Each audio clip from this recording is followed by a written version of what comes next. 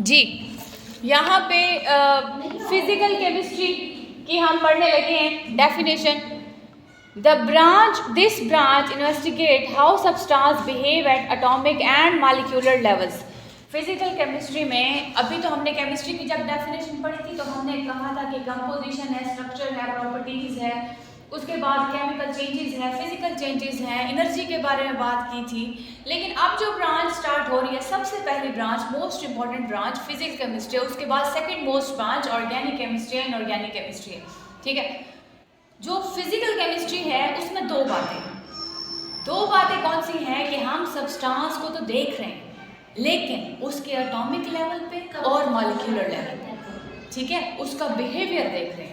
ये जो पहली लाइन है ना, इसी के अंदर सब कुछ है कि उसकी कंपोजिशन, फिजिकल प्रॉपर्टीज। नो, हम सब्सटेंस की स्टडी करते हैं उसके बिहेवियर की एटॉमिक लेवल पे और मॉलिक्यूलर लेवल पे। जब वो एटम की, फॉर एग्जांपल सोडियम एक मेटल है, सोडियम का एक एटम है, सोडियम की जब स्टडी कर रहे हैं तो सोडियम के बारे में हमें पता चला कि ये फ्लेमेबल है, पानी के अंदर डालो तो ये आग पकड़ लेती है। अच्छा, क्लोरीन के बारे में हम एटॉमिक लेवल पे जब स्टडी कर रहे थे तो हमें पता चला कि क्लोरीन जो है वो तो जहरीली गैस है, ठीक है। लेकिन जब इनका कॉम्बिनेशन हुआ तो मॉलिक्यूल बन गया और NaCl। जी, अब इसकी जो प्रॉपर्टी है तो वो और है, ठीक है, इसका बिहेवियर और है। ये नमक है, ये सोडियम है, इसका बिहेवियर और है, फ्लेमेबल। मैम ये मेटल है और सी है, ये मेटल है, ये गैस है, जहरीली गैस। क्या? 2NaCl। जी, ठीक है। तो यहाँ पे वो से सुन लो, बाद में क्वेश्चन। सोडियम जो है एटॉमिक लेवल पे बिहेवियर पता चल गया कि कैसी मेटल है। क्लोरीन का एटॉमिक लेवल पे पता चल गया कि ये कैसी गैस है।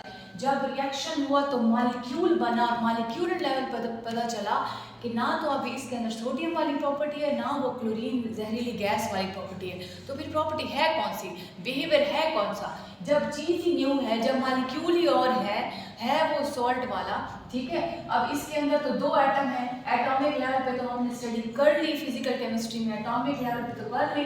अब मॉलिक्यूलर लेवल के बारे में बात करेंगे, स्टडी करेंगे तो ये NaCl है, ये टेबल सॉल्ट है, ये न्यूट्रल होता है, ये हम कुकिंग में यूज करते हैं।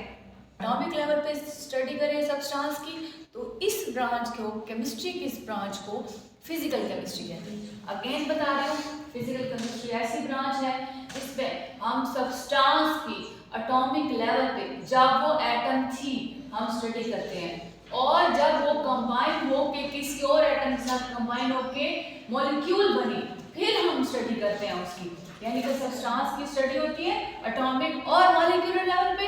तो इस ब्रांच को, केमिस्ट्री को हम कहते हैं फिजिकल केमिस्ट्री। उसके बाद यहाँ पे कुछ लिखा हुआ है, It provides clear explanation as how fundamental physical laws governing our world। ये हमें ये भी बताती है कि हमारी दुनिया में जो है कैसे laws, principles यूज़ हो रहे हैं। अच्छा, चीज़ें हैं, मैटर है तो जाहिर है फिर उसके laws और principle तो हमें देखने होंगे।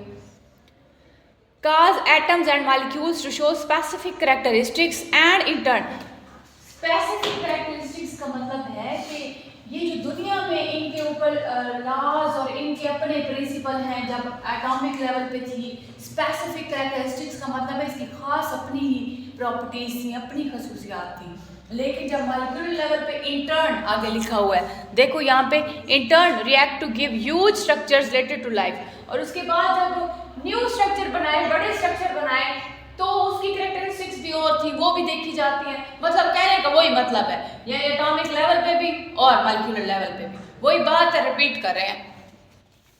अच्छा, यहाँ पे एक और चीज़ है, अब यहाँ पे आप लिखो यूज, एप्लीकेशन, स्कोप। कहाँ से? जी, physical chemistry is also used to predict and change the rate of reaction. एक बात, रेट ऑफ रिएक्शन का मतलब है कि रिएक्शन कितना तेज या कितना स्लो है।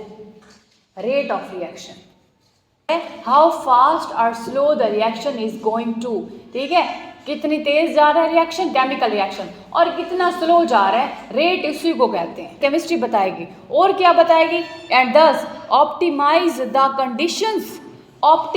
the conditions to carry out the reactions on industrial scale। optimize the condition को कहते हैं प्रेशर और टेम्परेचर की कंडीशन।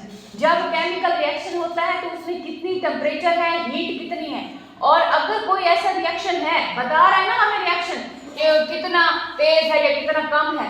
तेज और कम जो रिएक्शन की स्पीड है वो डिपेंड करती है कंडीशन पे। कंडीशंस कौन सी होती है, याद रखिएगा एक बात, कंडीशंस दो ही होती हैं, एक होती है टेम्परेचर, एक होता है प्रेशर। ठीक है, या प्रेशर होगा या टेम्परेचर होगा या कैटलिस्ट होगा। कैटलिस्ट वो होते हैं जो केमिकल रिएक्शन को तेज करते हैं। ठीक है, एंजाइम सुना होगा ना, तेज करते हैं केमिकल रिएक्शंस को। इसी तरह केमिस्ट्री में भी कैटलिस्ट होते हैं, बट केमिस्ट्री में एंजाइम यूज नहीं होते।